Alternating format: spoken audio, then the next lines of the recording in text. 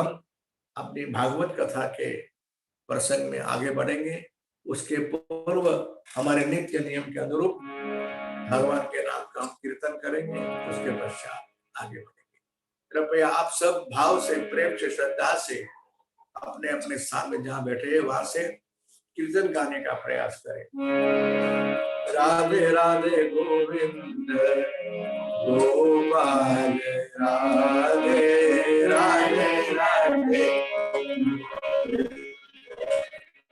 गोपाल, राधे राधे गोविंद गोपाल, राधे राधे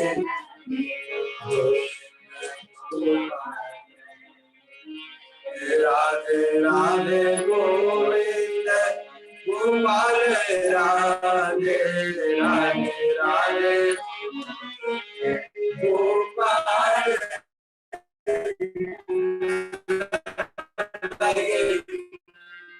राधे राधे गोविंद, राधे राधे गोविंद गोपाल, राधे राधे गोविंद गोपाल, राधे राधे राधे गोपाल, राधे राधे गोविंद गोपाल, राधे राधे राधे गोपाल, राधे राधे गोविंद गोपाल, राधे राधे राधे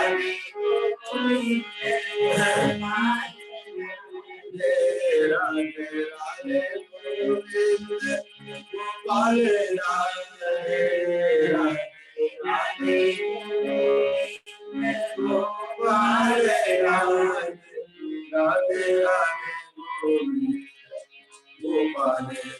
गोपाल,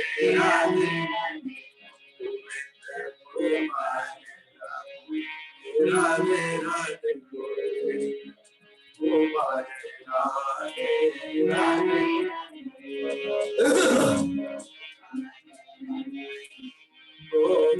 राधे राधे गोविंद गोपाल, राधे राधे गोपाल, राधे गोविंद, राधे गोपाल, राधे गोविंद, गोपाल, राधे गोविंद, राधे गोपाल, गोविंद, राधे राधे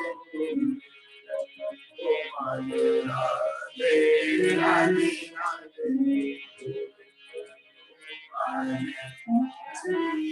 राधे राधे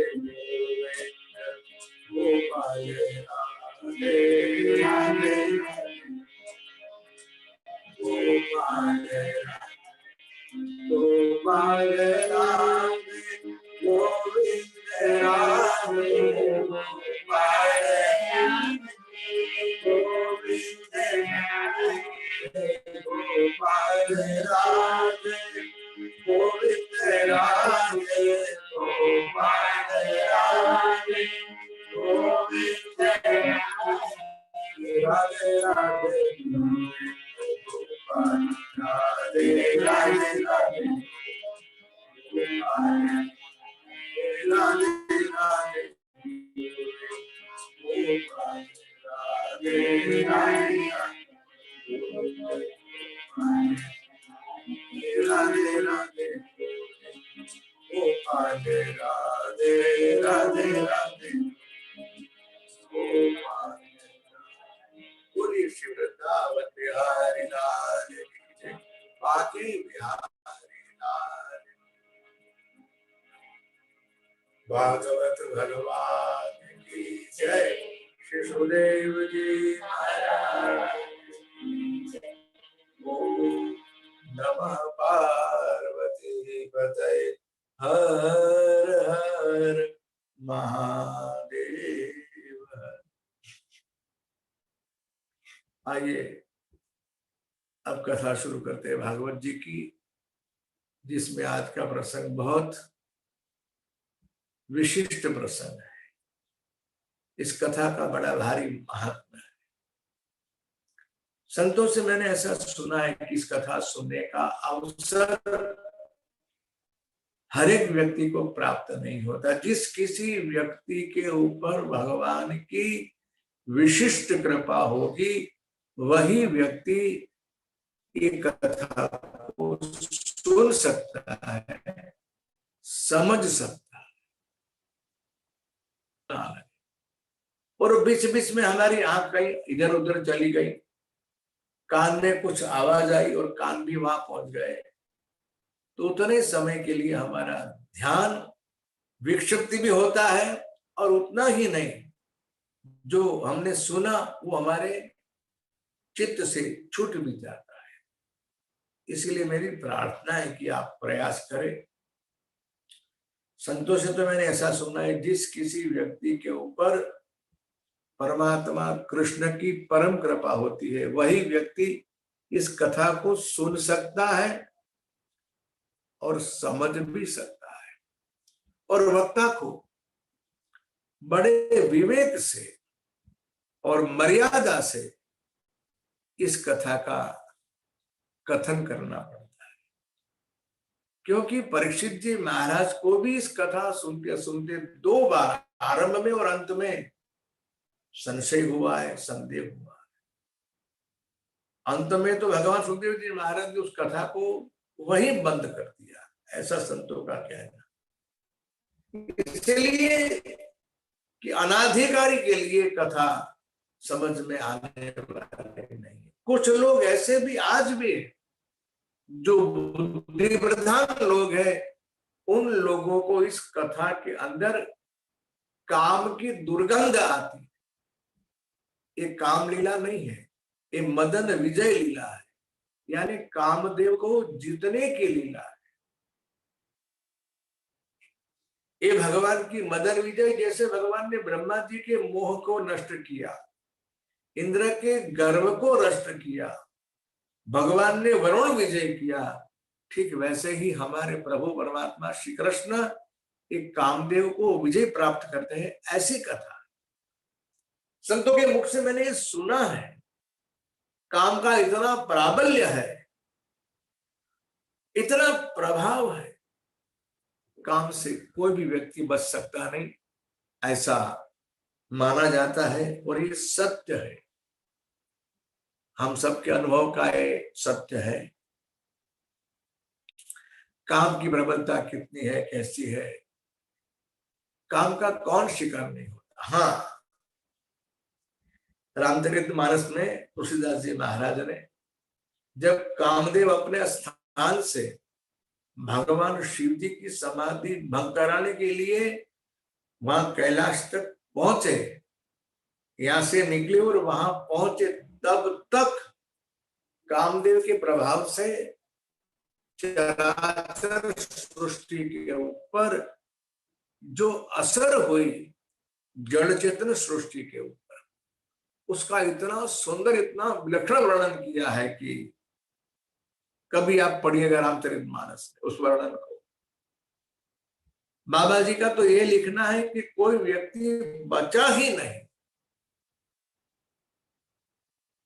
रही न काहू धीर, सबके मन मनसीज हरे।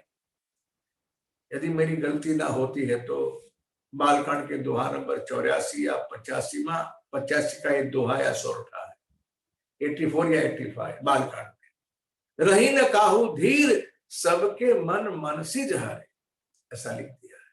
यानी काम के प्रभाव से कोई भी जड़ या चेतन सृष्टि में, ऋषि मुनि हो, कोई भी हो, नदी हो, वृक्ष हो, वेली हो, क्या कहे, कोई बच नहीं पाया। मैंने तुलसीदास जी महाराज जब लिखते थे तो बहुत विचार के पश्चात उस पंक्ति को लिखते थे, और एक बार लिखने के बाद वो काटते नहीं थे। संतों से मैंने सुना है, देखिए कुछ बातें भले सुनी हुई हो, लेकिन उसमें भी कुछ सत्य होता है, तथ्य होता है। संतों की वाणी में और संतों के विचार में सत्य विद्यमान होता है। सत्य यानी परमात्मा, प्रभु की इच्छा साक्षात मेरे नारायण उसके चित्त में, उसकी वाणी में, उसके विचार में विद्यमान है। इसीलिए उनके मुख से निकली हुई कोई भी बात असत्य हो, ऐसी अश्रद्धा विश्वास मत करना।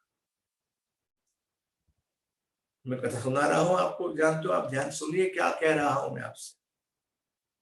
बाबा जी ने लिख लिया, रही न काहू धीर, सबके मन मन सिज हरे। इतनी पंक्ति लिखने के बाद वे सोच में पड़े कि सही में क्या कोई व्यक्ति नहीं बच पाया होगा, किंतु उनकी सात्विक बुद्धि इस विचार में सहमत नहीं हो रही। कलम रख दी उन्होंने, आगे क्या लिखना समझ में नहीं आ रहा। संतों से ऐसे सुना है मैंने, बाबा जी की ये कविता वहीं अटक गई, रुक गई। लेकिन जब आके दोबारा बैठने के बाद लिखने के लिए कलम हाथ में लेते, कुछ सोचने के साथ साथ, तब वो जो आधी पंक्ति लिखने की शेष रही की थी, उस पंक्ति को आके साक्षात स्वयं हनुमान जी महाराज पूरी करके गए, ऐसा संतों का कहना है।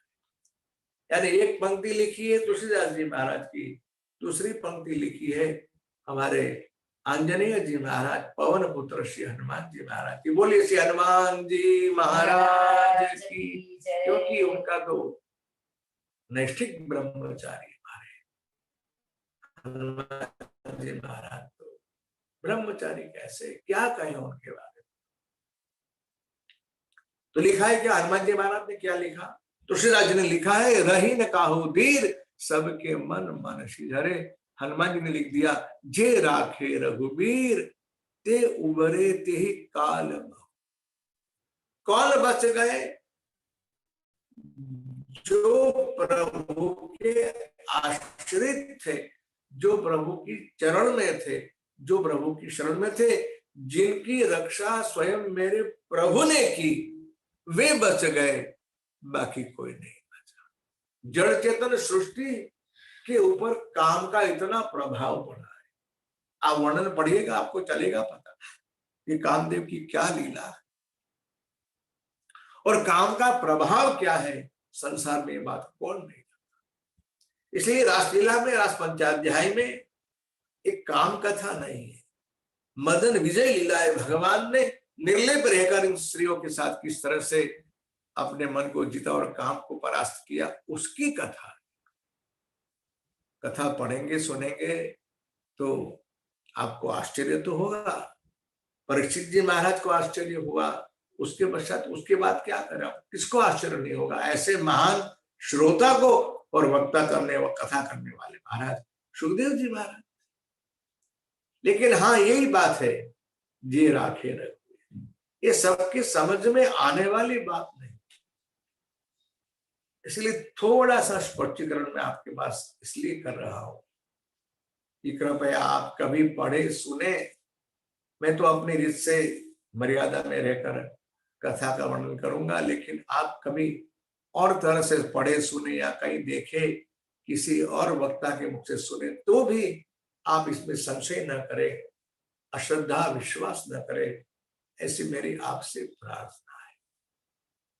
रास पंचाध्याय की कथा, रासलीला की कथा वक्ता को बड़ी मर्यादा से, बड़े विवेक से कहनी पड़ती। ये कथा है मदन विजय लीला। इस प्रसंग में नौकरी जी महाराज एक सुंदर कथा सुनाया करते थे, जो कथा गर्ग पुराण की है, बड़ी सुंदर कथा है।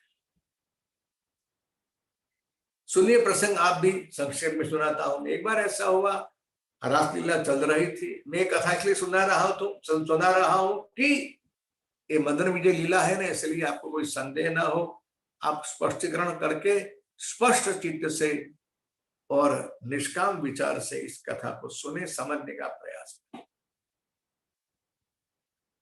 रास का प्रसंग चल रहा था और एक बार भगवान श्री कृष्ण थोड़ी कुछ देरी से रासलीला में आए। अब गोपियों ने डांटा, अरे आप देरी कैसे हो गए, कहां गए थे, क्यों देरी से आए। नौकरी जी महाराज के श्रीमुख से सुनी हुई कथा है, और वे कथा कह रहे गर्ग पुराण की। आप ध्यान से सुने।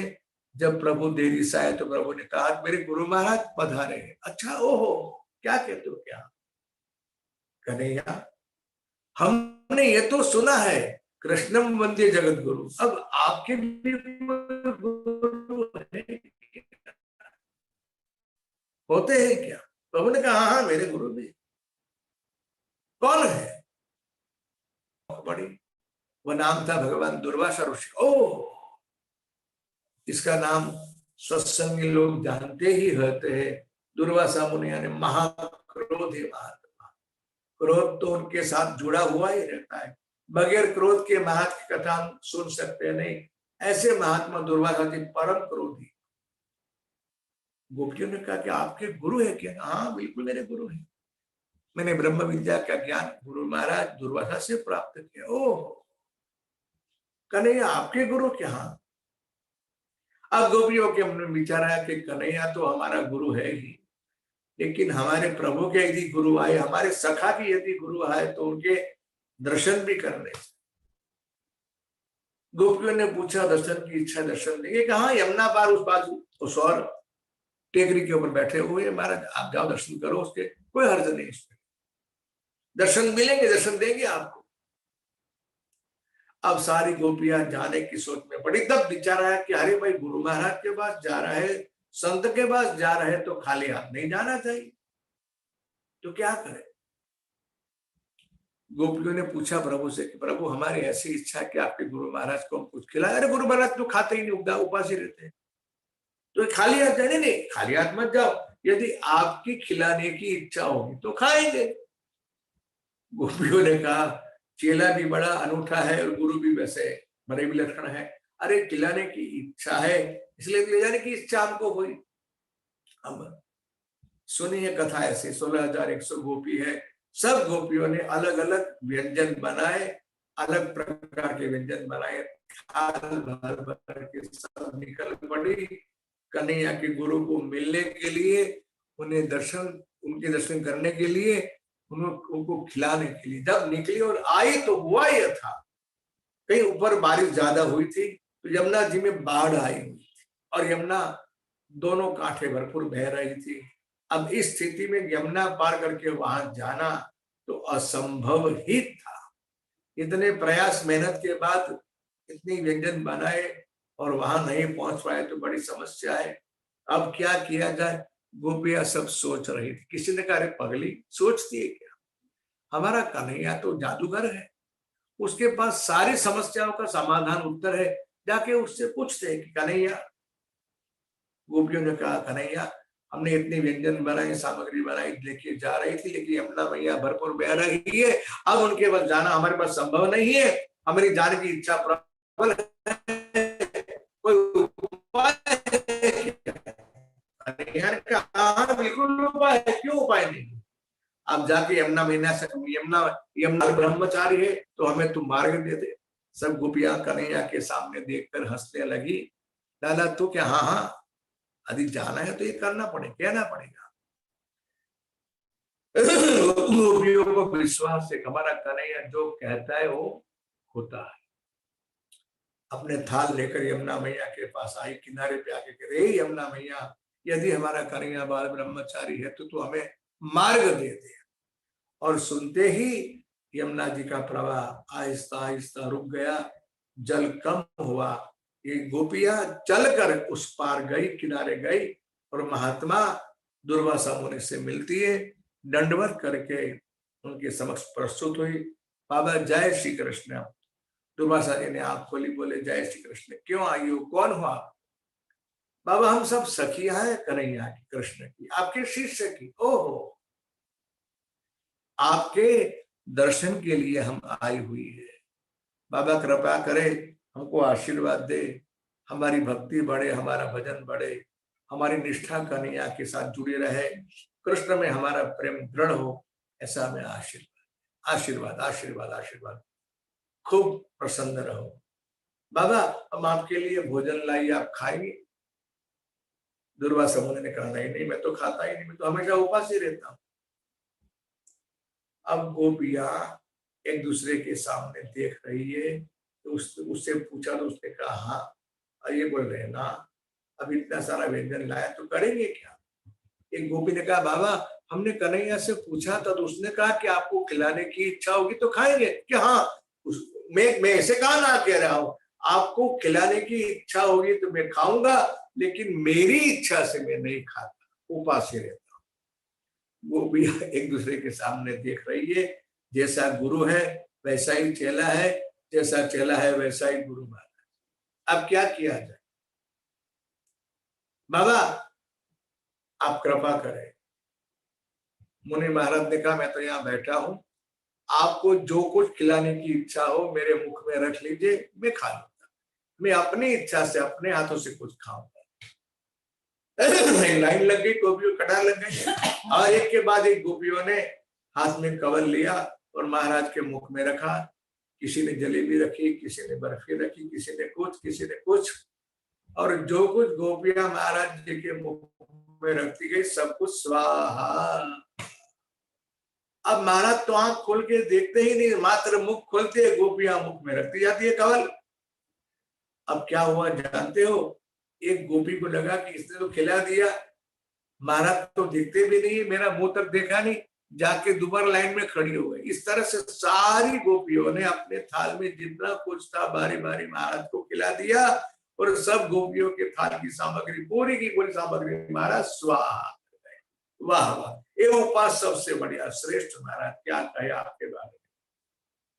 गोपियों ने कहा बाबा बड़ी कृपा की, आपने हमारी सेवा स्वीकार की, हमारी बड़ी इच्छा थी, इतनी व्यंजन बनाए, आपने पूरा प्रसाद पा लिया, हमारे लिए प्रसाद का एक कण भी बचा नहीं, लेकिन आपकी कृपा हो गई।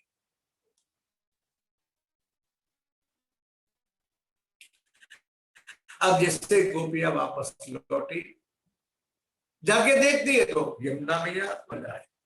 एक गोपी ने कहा चल रहे तो गुरु महाराज, जब आते समय चिल्ला ने हमको मंत्र दिया था, उपाय बताया था, गोपियों ने जाके भगवान दुर्वासा ऋषि से प्रार्थना की बाबा ऐसा कुछ करे, यमुना पार करनी है। आते समय कन्हैया ने मंत्र दिया था, अब कैसे वापस गंगा यमुना पार करे, आप कुछ मंत्र बताए कि जाओ जाके कह दो गंगा मैया यमुना मैया कि यदि दुर्वासा मुनि सदा उपवासी है तो हे यमुना मैया हमें तू मार्ग दे।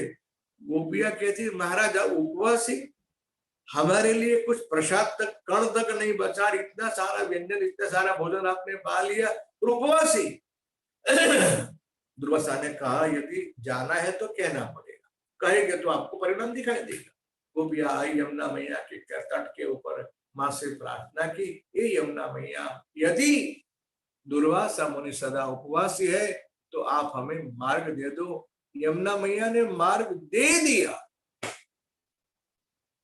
देखिए दोनों विचार में कितना साम्य है। कन्हैया ने कहा मैं ब्रह्मचारी और उसने कहा मैं उपवासी, यानी इसके पीछे का जो रहस्य है ना, यही सिद्धांत समझ जैसा है। व्यक्ति जो कुछ करता है उस क्रिया के साथ जब तक उसका कर्तृत्व का अहंकार जुड़ता नहीं तब तक वह क्रिया कर्म नहीं बनती, और जब हमारी प्रत्येक क्रिया कर्म बन जाए तो वो कर्म हमारे लिए बाधक होता है, चाहे सत्कर्म हो या दुष्कर्म हो, पुण्य कर्म हो या पाप।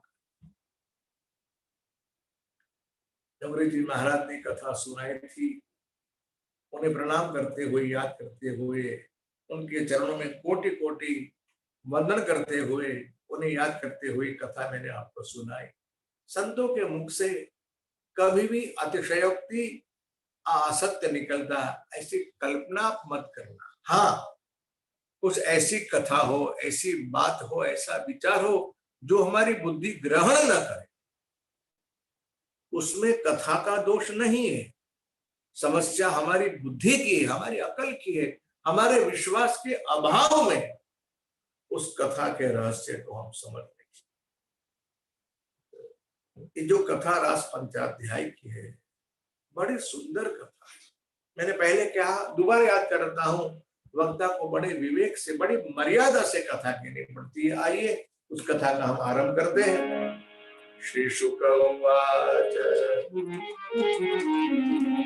भगवान पिता रात्रि शरदो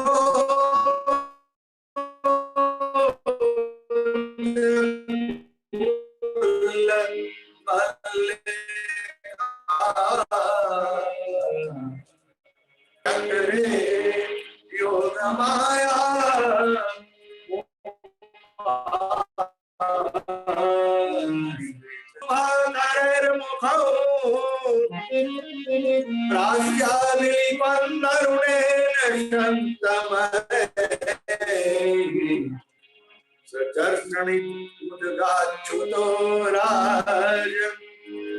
प्रिय प्रियाया इव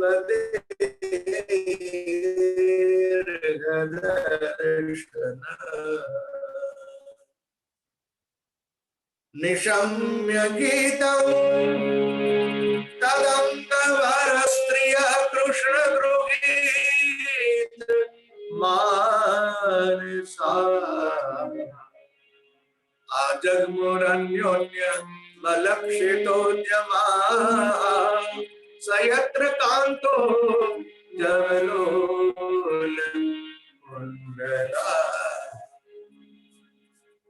क्या हुआ जानते हो? शरद पूर्णिमा की रात्रि आई और परमात्मा श्री कृष्ण ने अपने वेणु को अधरार्पित किया और जब उसमें भगवान ने सुर प्राण पूरे, गोपियों ने इस बांसुरी की बड़ी ईर्ष्या की। कहा सखी देखना, ये हमेशा कृष्ण के अधरामृत का पान करती रहती। अरे देख तो सही, जैसे कन्हैया के होठ को तकिया बनाकर अपना सर रखे कितने चाव से, कितनी मस्ती से सो रही है, और हमारे कन्हैया भी जैसे उसके चरण को दबा रहे, इस तरह से भगवान अपनी उंगलियों से उस छिद्रों के ऊपर हाथ रख रहे हैं। जैसे कन्हैया की आंख की पलके उसको पंखा झाड़ रही। क्या इसका सौभाग्य है? प्रभु का सामीप्य मिलता है, प्रभु का सानिध्य मिलता है, प्रभु का स्पर्श मिलता है, और उसे इसके साथ साथ कन्हैया के अधरामृत का पान करने को मिलता है। ये कितनी सौभाग्यशाली। संतों के मुख से ऐसी कथा सुनी है कि एक बार तो गोपियों ने उस बांसुरी से पूछा, तेरे ऐसा कौन सा पुण्य है, ऐसी कौन सी बात है, तेरे पास ऐसी कौन सी कला है जिसकी वजह से तुझे प्रभु का सामीप्य सानिध्य इतना प्राप्त होता है। दिन भर प्रभु के हाथ में रहती है, तो रात को सोती भी है तो प्रभु के साथ में।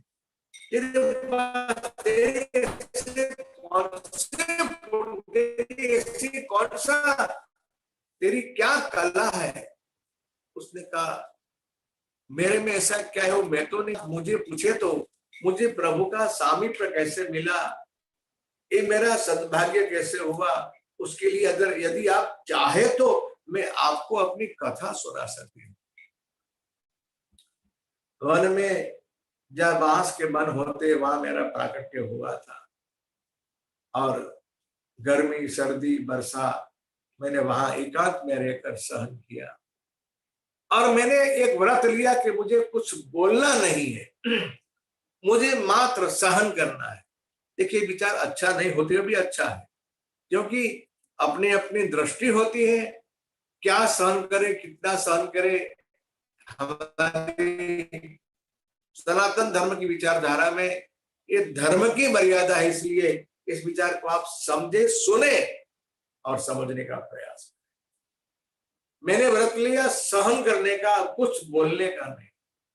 जब मुझे काट कर लेके आए, आग से जलाया गया, मेरे अंग में कितने छिद्र पड़े, तब भी मैं मौन रही, और मैं बिल्कुल अपने पेट में अपने मन में कुछ रखती नहीं, अंदर से मैं बिल्कुल बोली हूं, रिक्त हूं अंदर से।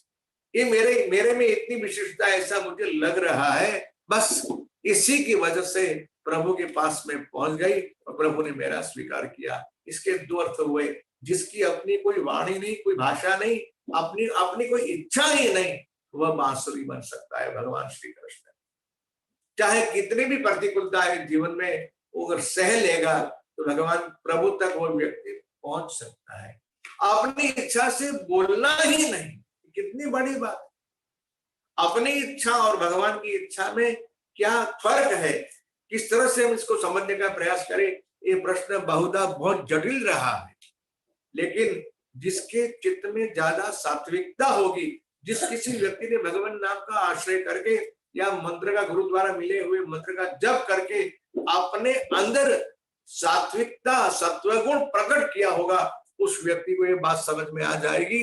ये वो अपना खुद निर्णय करेगा कि मेरी इच्छा यानी काम, क्रोध, मद, लोभ के मारे जो मेरे शरीर में चित्त में बैठे हुए उसके द्वारा प्रकट हुई इच्छा है, या मेरे प्रभु के द्वारा दिया हुआ शुभ संकल्प है, उनके द्वारा दी हुई बुद्धि है, या उनका दिया हुआ विचार या प्रेरणा।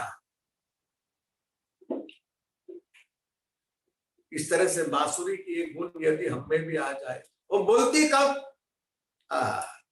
जब कृष्ण मुझे कुछ बोलने का अवसर दे, यानी जब भगवान फूंक मारे, प्रभु जो कहा वो मैं कहती हूँ, मेरा क्या, मेरा कुछ नहीं। हाँ, मेरा मुझ में मेरा गुण मधुरता का है, बस मेरा जो स्वर निकलता है वो स्वर मधुर होता है।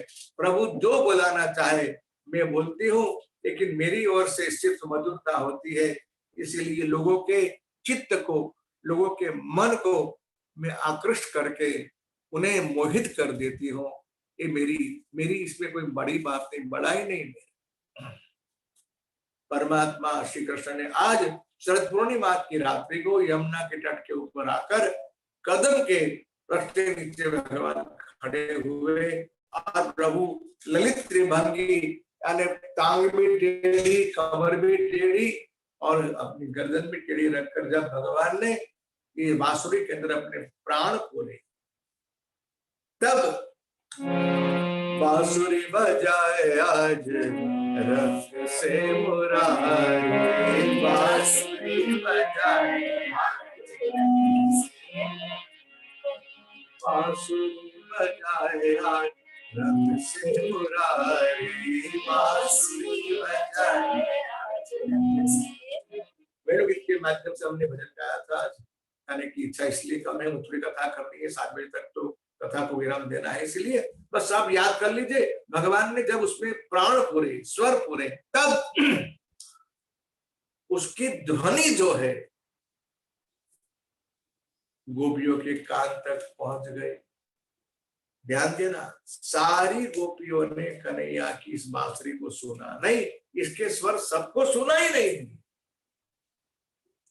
लेकिन जिसके श्रवण रंध्र से ये स्वर उसके कान में पड़े, उसकी तो क्या दृष्टि, उसकी तो क्या दशा हो गई है।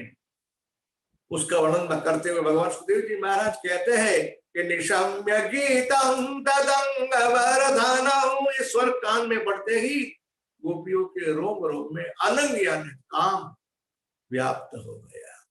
व्रज स्त्रिय कृष्ण गृहीत मानसा, चित्त में परमात्मा प्रकट हो। आप कल्पना कर सकते हो, जिसका चित्त प्रभु के साथ इतना घुल मिल गया है कि उसके चित्त में परमात्मा कृष्ण के सिवा और कुछ भी नहीं। जैसे हमारे चित्त में काम, क्रोध, मद, लोभ, मोह, मात्सर्य आदि रहते हैं। प्रजांगना धन्य है, हम नतमस्तक के उसके चरणों में, जिसके चित्त में परमात्मा कृष्ण के सिवा और कुछ नहीं। यही स्थिति हम सबकी बनी है। प्रभु से यही प्रार्थना करे, भागवत सुनते अब प्रभु से प्रार्थना करे, भागवत जी से प्रार्थना करे कि प्रभु हमारे चित्त को ऐसा बना दो कि हमारे चित्त में उसके सिवा कुछ न रहे। 24 घंटों जागते हो या निद्रा में हो, कुछ भी कार्य करते हो, हमारे चित्त में और हमारे मुख में आपका नाम ही बना रहे। हरे कृष्ण कृष्ण कृष्ण कृष्ण हरे हरे। सब गाइए। हरे राम राम राम हरे हरे, हरे कृष्ण कृष्ण कृष्ण कृष्ण हरे हरे राम राम राम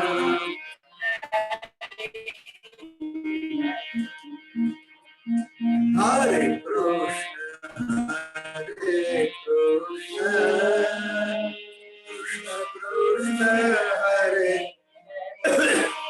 हरे राम राम हरे कृष्ण कृष्ण कृष्ण हरे हरे हरे राम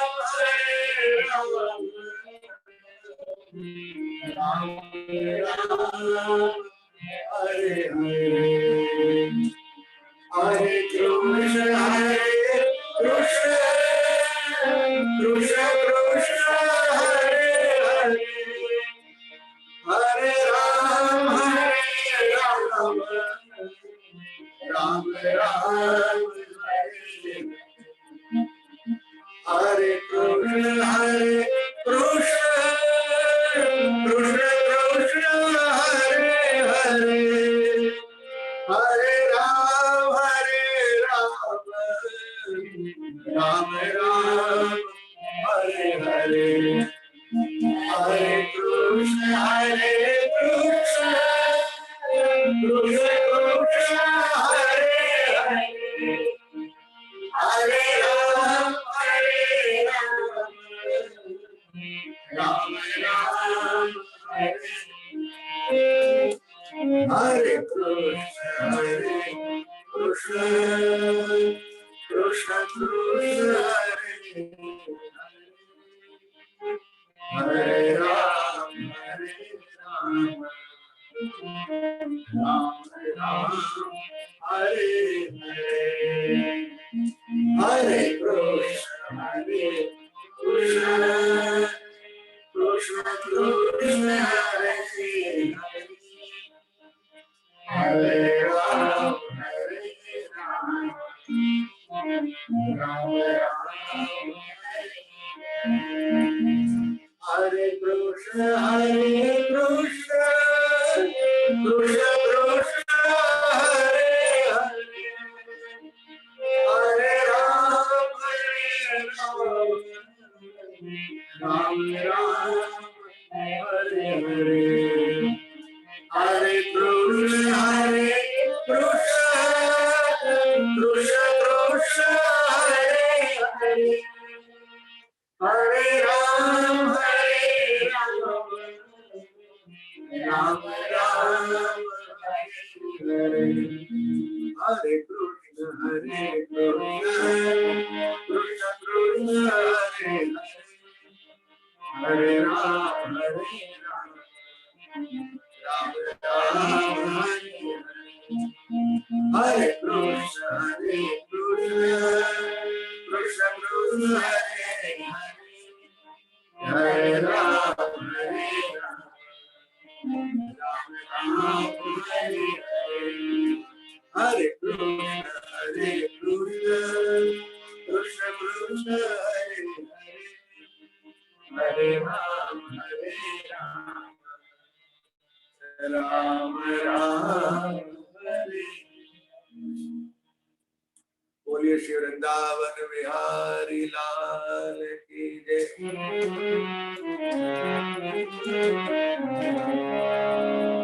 निशम्य गीतम तदनंग वर्धनम व्रज स्त्रिय कृष्ण गृहीतमान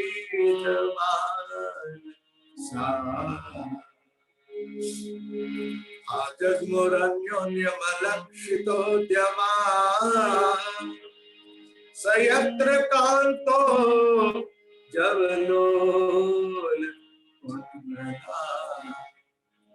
आज तो भगवान को मिलन की, प्रभु से मिलने की इतनी तालावेली लग गई, इतनी आतुरता। सुखदेव जी महाराज कह रहे हैं कोई रुकी नहीं। हमेशा तो जाती है तो एक दूसरे को आवाज देती है, राह देखती है। और जानते हो माताओं के बारे में तो आप में क्या कहूं, कथा गोपियों की है, तैयार होने में समय लगता है उनको तो, लेकिन आज तो भाई इतनी आतुरता है, इतनी उससे मिलन की तीव्रता है, कोई रुके नहीं किसी के लिए।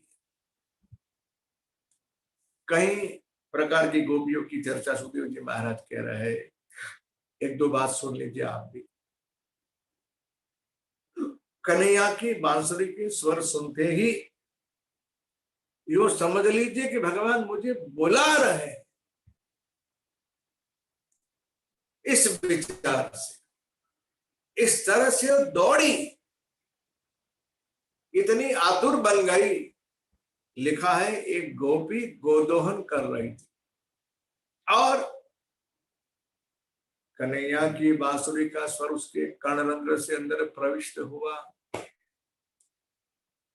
यानी इतनी आतुरता है कि जो कार्य वह कर रही थी उस कार्य को छोड़कर, त्याग कर वो दौड़ पड़ी। इसका एक अर्थ हम ये भी कर सकते हैं कि यदि प्रभु को पाना है, उनसे मिलना है, तो हमें कुछ न कुछ छोड़ना ही पड़ेगा। अब आप बताइए, निर्णय कीजिए अपने आप से पूछे कि प्रभु को मिलने के लिए मैं क्या छोड़ सकता हूं। सही कहूं तो भगवान या भले बुरा मान जाए, किंतु हमें प्रवृत्ति इतनी प्रिय लगती है कि हम प्रवृत्ति को छोड़ सकते नहीं। किसी व्यक्ति ने मुझे ये भी कहा था कि ऐसा नहीं हो सकता है कि हमें हर प्रकार की सुविधा मिल जाए, सुख मिल जाए, बाप के भगवान का भजन करें। अरे बाप, यानी कितनी लालसा है। भजन के लिए सारी अनुकूलता हो जाए, उसके बाद हम भगवान का भजन करें, ये कोई बात हुई क्या? यानी पहले उनकी इच्छा पूरी हो जाए, सब सुविधा हो जाए, सब अनुकूलता हो जाए, बाद में। यानी प्राथमिकता किसको दे रहे हैं? अपनी सुविधा को, अपने सुख को। प्रायोरिटी भगवत मिलन की होनी चाहिए कि प्रायोरिटी भगवान की अपने सुख सामग्री की होनी चाहिए। यदि हम अपनी इच्छाओं का त्याग नहीं कर सकते, अपने कर्म का त्याग नहीं कर सकते, हमारी प्रवृत्ति का त्याग नहीं कर सकते, तो भगवान को पाने की बात छोड़ दीजिए, भूल जाइए, अपने काम में मस्त रहिए। जब तक आपसे हो काम करते रहिए, प्रवृत्ति करते रहिए, आपका तो जो होना वो सो होगा। लेकिन हाँ, जो कुछ छोड़ सकता है वही प्रभु को पा सकता है। यदि प्रभु को पाने की इच्छा है तो पहले ये तय कर लीजिए कि मुझे क्या पाना है। इसका अर्थ ये हुआ आपको प्रवृत्ति प्रिय है, आपको व्यवहार प्रिय है, आपको अपने कर्म प्रिय है, आपको अपना सुख प्रिय है, भगवान प्रिय है। ऐसे लोगों को तो धर्म की ओर यात्रा करने की इच्छा भी सोचना भी। हाँ, जो तत्पर है, चाहे कुछ भी हो, हमारी विवेक बुद्धि हमें पहले ये ज्ञान दे कि कौन सी चीज की कितनी महत्ता है। सत्संग की महत्ता है कि कार्य की महत्ता है, भजन की महत्ता है कि प्रवृत्ति की महत्ता है। हम किसको पहले प्राथमिकता दें। और हमारी दृष्टि में यदि हमारा व्यवहार, हमारा सुख, हमारी प्रवृत्ति प्रधान रहे तो आप भगवान गौण बन जाए। जिस किसी व्यक्ति को प्रभु को पाने की इच्छा है, अपना जन्म और जीवन सार्थक करने की इच्छा है, जिसकी व्यक्ति को इतना सत्य समझ में आ गया कि सब कुछ एक बार छोड़ना पड़ेगा, छूट जाएगा, मुझे भगवान के लिए पहले प्रयास करना है, ऐसे व्यक्ति के लिए भगवान तत्पर होते हैं, हमारे लिए। उस गोपी ने गोदोहन का कार्य छोड़ दिया, दोहनी फेंक करो भाग कृष्ण मिलन के लिए। एक गोपी चूल्हे पे लपसी पका रही थी, दलिया, वो पकाने का वस्तु छोड़कर दौड़कर गई भगवान से। एक गोपी अपने हाथों से अपने पति को कुछ परोस रही थी, वो परोसने का पात्र छोड़कर दौड़ी अपने प्रभु से मिलने। एक गोपी अपने बालक को पयपान स्तनपान करा रही थी, उसको अतृप्त छोड़कर वो दौड़ी।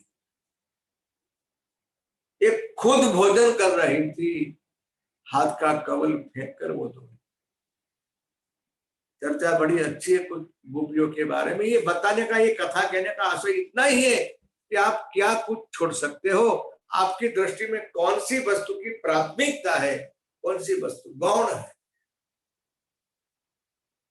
एक बात सुनेंगे आप गोपी की, तो उसके चित्त में प्रभु मिलन की कितनी तत्परता है, कितनी आतुरता है, वो आपको समझ में आ जाए। एक गोपी ने अंजन लगाने के लिए 2 अंगुली में काजल लिया, एक आंख में अंजन लगाया, दूसरे में लगाने का बाकी था और स्वर आया, बगैर लगाए वो दौड़ती हुई प्रभु के पास। इतनी आतुरता जब हम सबके चित्त में आ जाए। एक ने तो उपटन लगाया था नहाने के लिए बैठी, मगर नहाए दौड़ी। सुखदेव जी महाराज की कथा काम प्रधान नहीं है, भाव प्रधान है, भक्ति प्रधान है, प्रेम की प्रधानता है। गोपियों की इतनी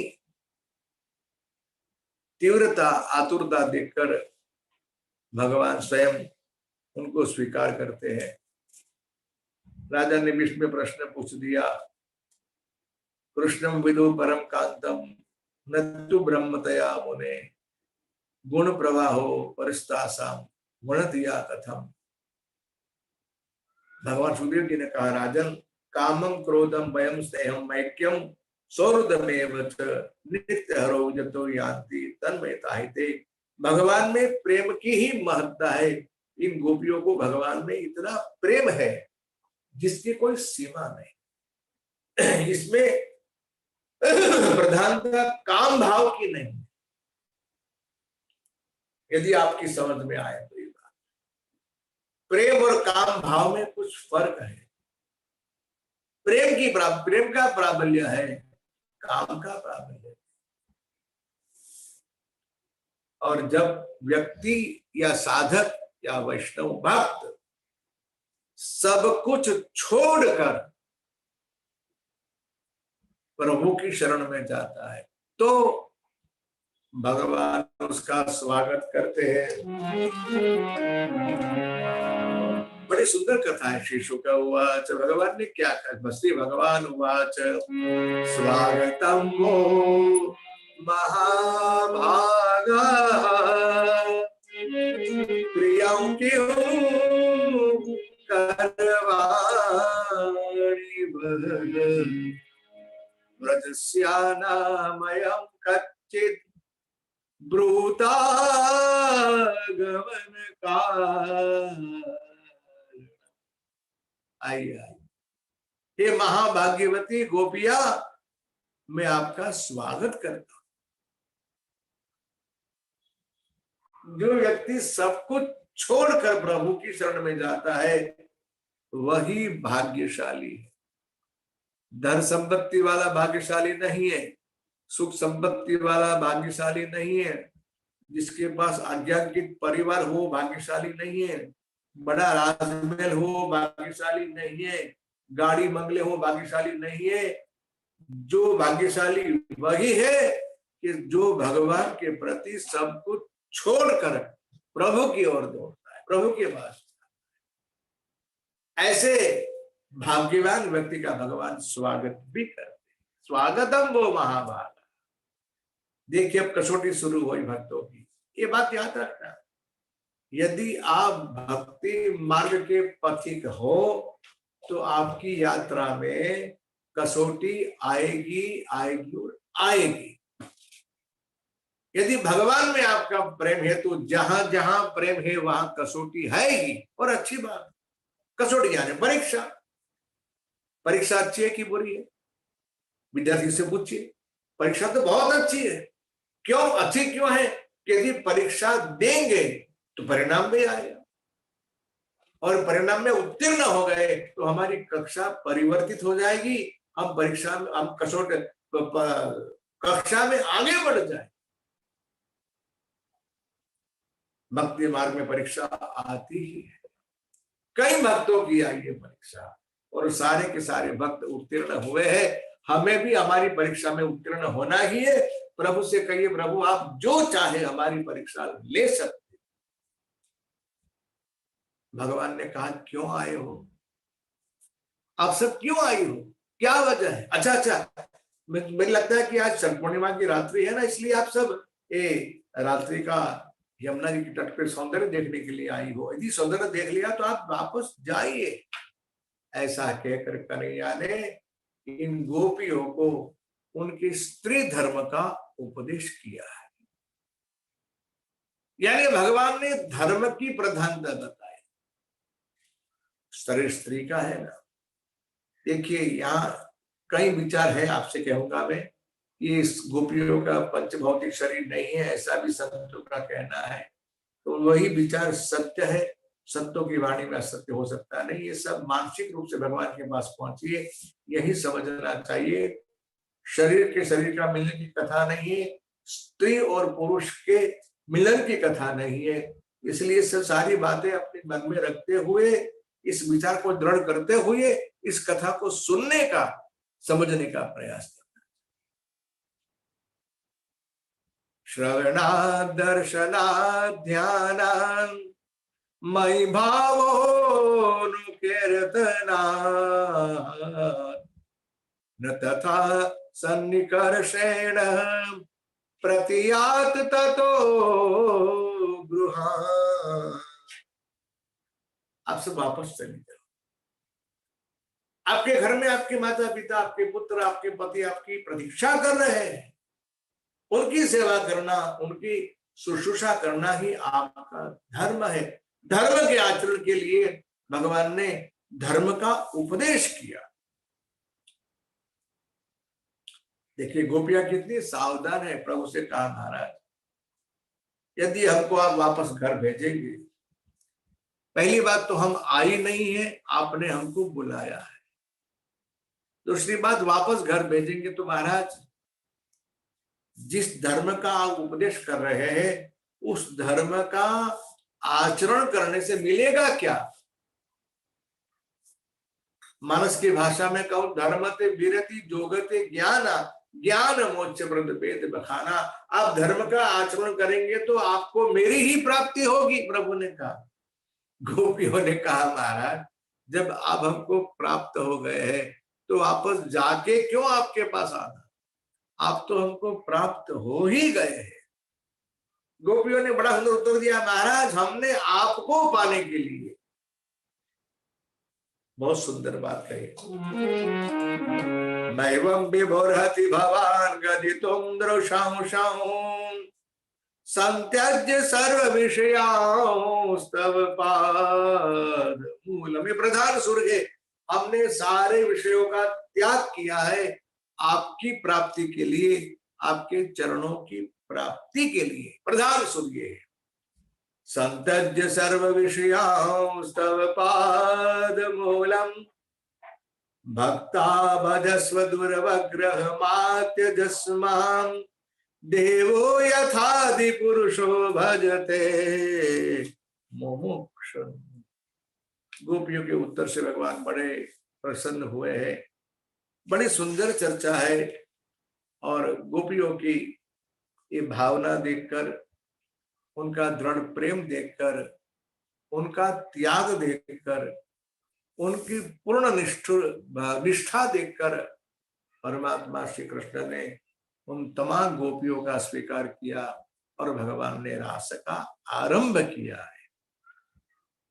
3 मंडल बने हुए हैं। एक मंडल में बीच में कन्हैया है, चारों ओर गोपी गोलाकार में है। दूसरे मंडल में 2 गोपी के बीच में एक परमात्मा श्री कृष्ण है। तीसरा जो मंडल बना था गोलाकार में, उसमें एक एक गोपी और एक एक श्री कृष्ण है। इस तरह से वहां गीत, संगीत और नृत्य का आरंभ हुआ है। बाहु प्रसार परिरंभ कराल कोरुन निविष्णन नाल। इस श्लोक बड़ा विचित्र है, विलक्षण है। भगवान अपनी भुजाओं से प्रभु गोपियों की इच्छा पूर्ण करते, ऐसा लिखा हुआ है। गीत संगीत नृत्य में इतना सुंदर वातावरण बना हुआ है। और ये देखिए, ये रास जो हुआ है ना, किसी ऐसे वैसे स्थान में नहीं हुआ जो हॉल में हुआ हो, जहां कुछ बंदा हो छिपा के हुआ, ऐसा नहीं हुआ है। प्रत्यक्ष खुले मैदान में रास हुआ है। ये रास देखने के लिए ब्रह्मा जी, शिव जी, नारद जैसे ऋषि, सब देवता लोग आए और इतने प्रेम से ये नृत्य, गीत, संगीत सब हो रहा था। प्रभु ने सबका स्वीकार किया है। अब जो कथा सुनेंगे आप उस पर ध्यान देना। ये गोपियों को अपने चित्त में अहंकार आया है। ये रास क्या है जानते हो ना? रास का अर्थ होता है रसरूप परमात्मा के साथ एक रस हो जाना। दूध से भरा हुआ कटोरा हो और यदि उसमें मिश्री डाली जाए, उस समय के पश्चात आपको ऐसा लगे लाओ तो मिश्री को निकाल दूं, तो आप चाहे कितनी भी ढूंढे, मिश्री आपको वापस मिलेगी नहीं। अब पूछे आपसे कि मिश्री कहाँ गई, तो आप क्या कहेंगे?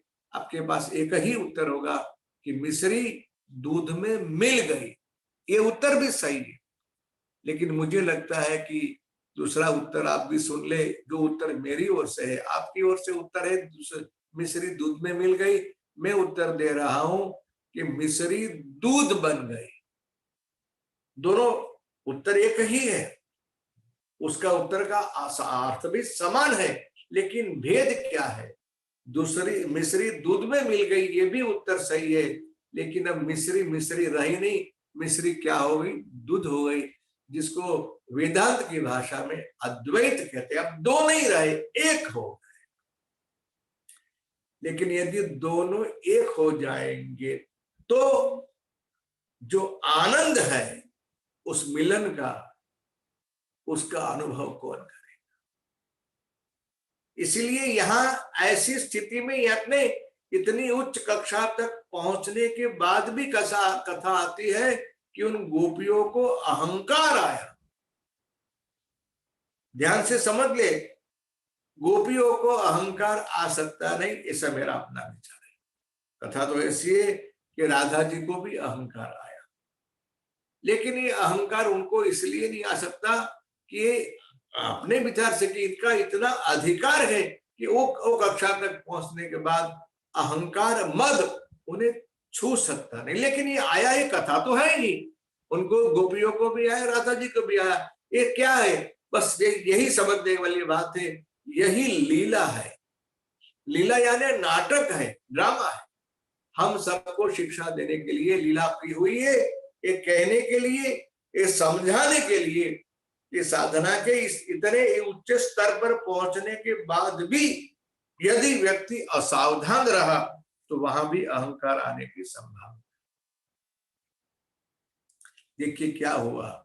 एवं भगवत कृष्ण लब्धमाना महात्मनः आत्मानं मेनिरे स्त्रीणां मानिन्योऽभ्यधिकं।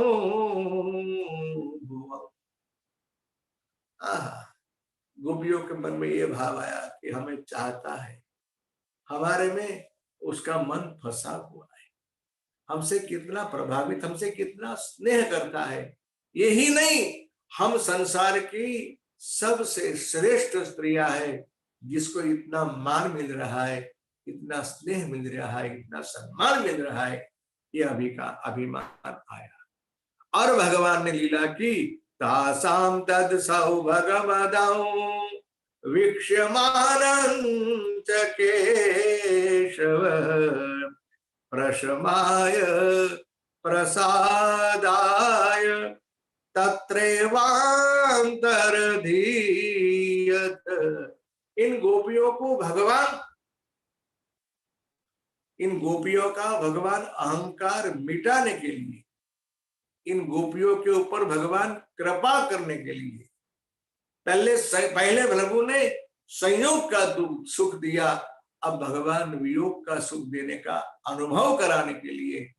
मिलन में तो सुख है ही, लेकिन वियोग में एक विशिष्ट योग है, यानी उसमें ज्यादा निकटता होती है, चित्त में प्रभु ही छाए हुए रहते हैं। ये अनुभव कराने के लिए परमात्मा इन गोपियों के बीच में से अंतर्धान हो जाते हैं।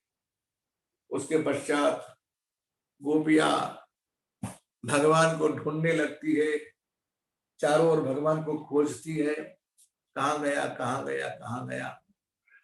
और ढूंढते ढूंढते जब गोपियां भगवान की एक एक लीला को याद करके वे स्वयं कृष्ण रूप होकर, यो समझ लीजिए कि सारी गोपियां कृष्ण रूप हो गई है और भगवान की सारी लीलाओं का अनुकरण करने लगी।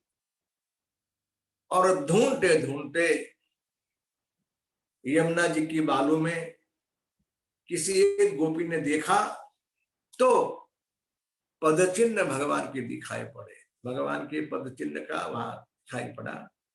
पदानि व्यक्तमेतानि नंद सुनोर महात्मनः लक्ष्यन्ते हि ध्वजाम्भोज वज्रांकुशयवादिभिः। अरे सखी देख तो, ये पद चिन्ह कन्हैया का है कि नहीं? अब आप सोचिए, परमात्मा के श्री चरणारविंद का इन गोपियों ने कितना कैसा ध्यान किया होगा कि भगवान के पद चिन्ह को पहचान गई। जिस चरणारविंद में वज्र है, अंकुश है, यव है, ध्वजा दी। परमात्मा और राधिका जी के दोनों के चरण में 24 पद चिन्ह है, कुल मिलाकर 48 पद चिन्ह है। गोपियों ने जैसे ही प्रभु के पद चिन्ह को देखा, यानी उनको चल गया पता, इसी मार्ग से वो गया हुआ। एक गोपी ने कहा, जरी पगली जरा ध्यान से देख तो सही, पद चिन्ह 2 नहीं है 4 है। यानी कि अकेला नहीं गया, वो अपने साथ में उसको भी ले गया है। किसको? समझ गए ना? भागवत जी में राधिका जी का कहीं भी नाम नहीं है, किंतु ये श्लोक में संकेत आता है। ऐसा कहा जाता है, सुखदेव जी महाराज के गुरु राधिका जी है, इसलिए सुखदेव जी महाराज गुरु का नाम लेते हैं नहीं, और यदि नाम ले तो उन्हें 6 महीने की समाधि लग जाए, और समाधि में लग जाए प्रभु, गुरु का नाम लेते ही समाधि लगे और समाधि में असर बैठ जाए तो फिर कथा का क्या होगा। संतों का ऐसा मत है। इस श्लोक में संकेत में इशारा मिलता है, अनया राधितो नूनम भगवान हरिरीश्वर यन्नो विहाय गोविंद प्रीतो यामनयद। उसको साथ में ले गया है, और सही में ऐसा ही हुआ था। जिस गोपी के बारे में आप लोग सोच रहे हो, वही गोपी यानी श्री राधिका जी प्रभु के साथ गई तो हुई है, और मार्ग में कहीं बैठे भी सही, दोनों ने वार्तालाप भी किया। और गोपी ने कहा, मैं बहुत थक गई हूँ, अब मैं चल सकती नहीं, अब मेरे मुझ में चलने का सामर्थ्य बिल्कुल नहीं है, इसे ऐसा करो, ततो गत्वा वनोद्देशम द्रप्त्वा केशवम ब्रवीत न पार्ये हम चलितुम नयमाम यत्र ते, मुझसे अब बिल्कुल चला जाता नहीं, आपको मुझे जहां ले जाना हो अपने कंधे पे बैठाकर मुझे ले, और प्रभु ने उठा भी लिया, कंधे पे बैठा भी लिया। बड़ी सुंदर कथा है। अब क्या हुआ, अब इसको भी अभिमान आया, ऐसी कथा है। मैं इस विचार में सहमत नहीं हूं, लेकिन अपने अपनी सबकी मान्यता है। मैंने ये कहा ना कि सहमत नहीं हुई, यानी कथा सत्य है बिल्कुल, उसमें कोई संदेह ही नहीं, लेकिन एक जो उनको अभिमान आया, ये उनकी लीला है, गोपियों की लीला है, राधिका जी की लीला है, सबको उपदेश देने के लिए कि यहाँ तक इसने स्तर तक पहुंचने के बाद भी अभिमान आने की संभावना 100% है। अब जब उठा लिया तो कहा वाह, सबको छोड़ा, मुझे कितना, मेरे कितना वशीभूत है, मैं जो कहती हूँ कर रहा है, मुझे उठा भी लिया, उठाकर ले भी जा रहा है। मार्ग में एक वृक्ष की छाया आई, वहां खड़े थे, उस वृक्ष की डाली पकड़ ली राधिका जी ने, और भगवान नीचे से अंतरित हो गए, यानी उनको वहां टांग दिया। वो कन्हैया को खोजती हुई गोपियों की मंडली वहां आई, सभी ने उतारा, तुझे भी छोड़ दिया क्या? हाँ मुझे भी छोड़ दिया, बड़ा नटखट है, अब मैं क्या कहूं। इस तरह से उस गोपी को आगे करके ये गोपियों ने प्रभु को पुकारने के लिए जो प्रणय गीत गाया, उसको कहते हैं हम गोपी गीत। बड़ा सुंदर प्रसंग है। श्रीमद् भागवत के 10वें स्कंद का 31वां अध्याय है। यो समझ लीजिए, ये भागवत जी पूरे भागवत रूपी मंदिर का शिखर है, और 31वां अध्याय गोपी गीत जो है वह उस शिखर का कलश है। एक दो श्लोक मैं आपको सुनाता हूं, आप ध्यान से सुनिए और साथ साथ अपने आमन की आंखों से उस दृश्य को देखने का प्रयास भी करें।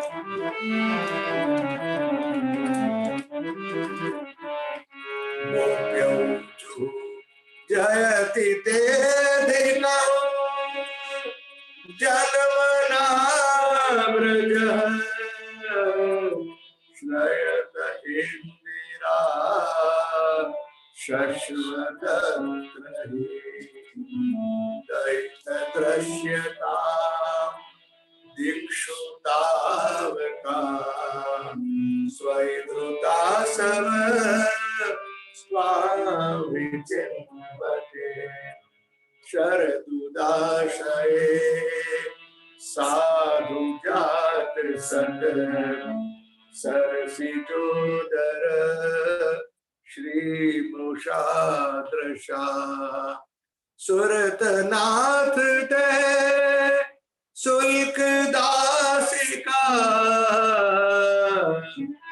वरद तो नेह किम वद न खलु गोपिका नंदनो भवान अखिल देहिनां अंतरात्मद्रक विखन सार्थितो विश्वगुप्त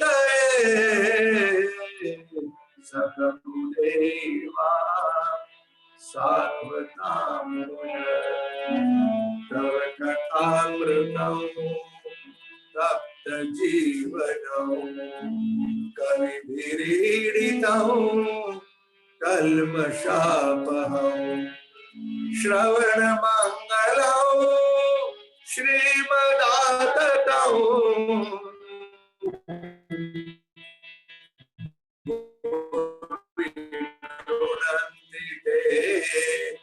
भूरिदा जना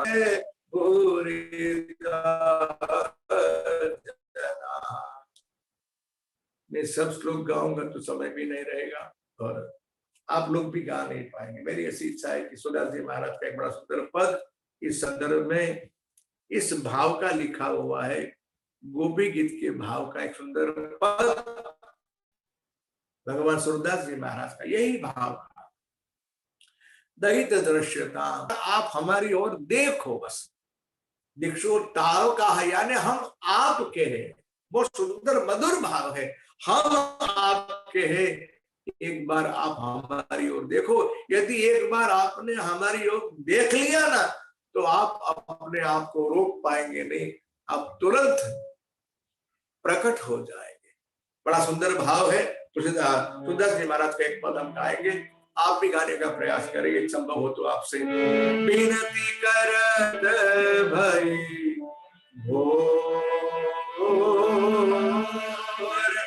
विनती करत भई भोर, नागर नंद किशोर, नागर नंद किशोर। ये तो आपको गाने को आएगा, नागर नंद किशोर। इतना तो गाइए, बड़े भाव से प्रेम से पुकारे प्रभु को, नागर नंद किशोर, नागर नंद किशोर। कब देखोगे मेरी ओर, कब देखोगे मेरी ओर। दीक्षुतावता नागर नंद किशोर, नागर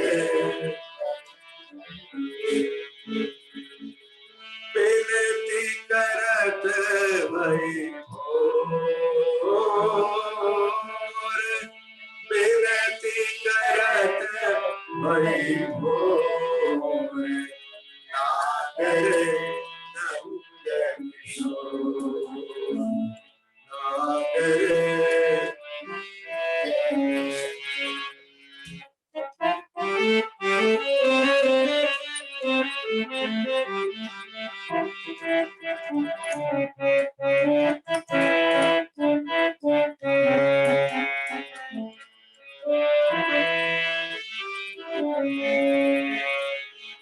हम चितवत तुम चितवत नाही, हम चितवत तुम चितवत नाही, हम चितवत तुम चितवत नाही, हम चितवत तुम चितवत। इसमें आपका कोई दोष नहीं है, दोष हमारा है। क्या दोष है हमारा?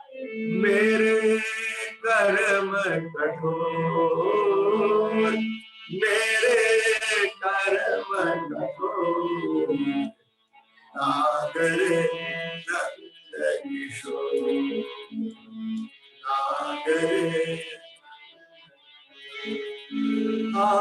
जन्म जन्म की दासी बिहारी, जन्म जन्म की दासी बिहारी, जन्म जन्म की दासी बिहारी, जन्म जन्म की दासी बिहारी।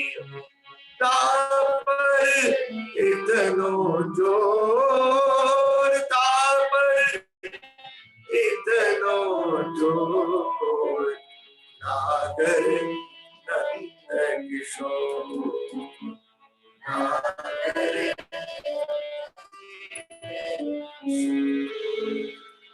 सूरदास प्रभु हर मिलन को, सूरदास प्रभु हरो कंचन को, मारो कंचन। नागर नंद किशोर, नागर नंद किशोर, नागर नंद किशोर, नागर नंद किशोर, नागर नंद किशोर। विनती करत भई भोर, विनती करत भई, कब देखोगे मेरी ओर, नागर नंद किशोर, नागर नंद किशोर, नागर नंद किशोर, नागर नंद ऐसा कहा जाता है 19वें श्लोक में, जब गोपियों को तत्सुख का विचार आया, इस चरणारविंद में आप कुछ पहनते भी तो नहीं, नंगे पैर इस रात्रि के समय हमसे छिपने के लिए दूर दूर तक जाते रहते, और जंगल में तो कंकड़ भी है, कांटे भी है, आपके चरणों में कष्ट नहीं हो रहा है? यत्ते सुजात चरणाम्बुरहंस्तनेषु पीतः शनैः प्रियदधिमहि कर्कशेषु तेनातवि तद्व्यथते किं स्वेत् पुरपादिभिर्भ्रमति वीरवदायुषा। सुदेव जी के राजन, तब जब तत्सुख का विचार आया गोपियों के मन में, जिस चरणारविंद को हम हमारे हृदय के ऊपर रखते हुए डरते हैं कि हमारे हृदय की कठोरता आपके इस कोमल चरणों में कुछ कष्ट न पहुंचाए, वही चरणारविंद से आप नंगे पैर, कुछ भी पहने बगैर जंगल में घूम रहे हो, आप अपने आप को संभालो। ऐसी कथा है। जैसे ही गोपियों के मन में भाव आया और भगवान तुरंत वहां गोपियों के समक्ष प्रकट हुए। श्री शुक उवाच इति गोप्य प्रगायन्त बलपत्यश्च चित्रधार रुरुदु सुस्वरौ राज कृष्ण दर्शन लालसा तासाम् आविर्भूर्छौरी स्वयमान मुखाम्बुज पीताम्बर धर स्रगवि साक्षान् मन्मथ उन गोपियों के बीच में भगवान प्रकट हो गए, साक्षात कामदेव के साथ। एक संत ने बड़ा सुंदर विचार, वो कहीं गए ही नहीं थे, किसी गोपी की चुंदरी सरक गई थी, प्रभु ने अपने सर पे डाल दी, उनके साथ मिल गए, वो भी रोने लगे, ढूंढने लगे, गोपियों को पता तक नहीं चला कि कहीं कन्हैया कहाँ गया। उनके साथ में, उनके पास में, उनके बीच में ही तो थे। इसलिए कबीर जी महाराज कहते, घूंघट के पट खोल तो है पिया मिले। जैसे भगवान प्रकट हुए, आहा, भगवान ने पर्दा हटा दिया, सारी गोपियां प्रभु को लिपट जाती है, आलिंगन करती है, और भगवान से अब मिलन हुआ, उसका बहुत सुंदर सुख है। अब भगवान ने जो रास किया वो रास 6 महीने का हुआ, ऐसी कथा है। अब महाराज की कथा होती है। भगवान ने 6 महीने की रात्रि बनाकर उस रात्रि को गोपियों को अपना सुख दिया है, अपने आप का दान किया है। बहुत मधुर मिलन की ये कथा है। इस कथा को आप थोड़ी समय की अवधि बढ़ गई, लेकिन क्षमायाचना मांगते हुए अब इस कथा को यहीं विराम देंगे, क्योंकि इन लोग का अद्भुत मिलन है। प्रभु ने 6 महीने की रात बनाए, तो कम से कम एक रात को हम रखें, इनके मिलन की रात है, बड़ा सुख पा रहे हैं भक्तजन।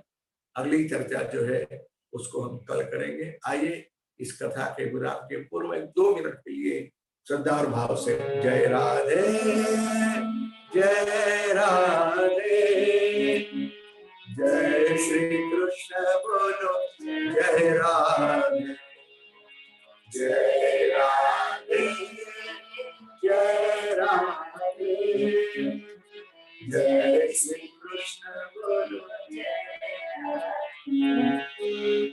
जय श्री कृष्ण बोलो जय राधे, जय श्री कृष्ण बोलो जय राधे जय राधे राधे राधे, जय राधे राधे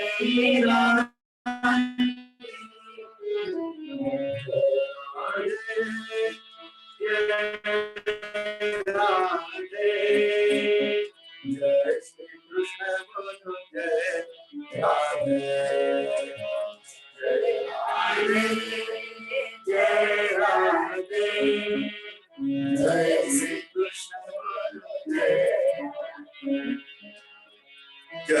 कृष्ण बोलो जय राधे, जय श्री कृष्ण बोलो जय राधे,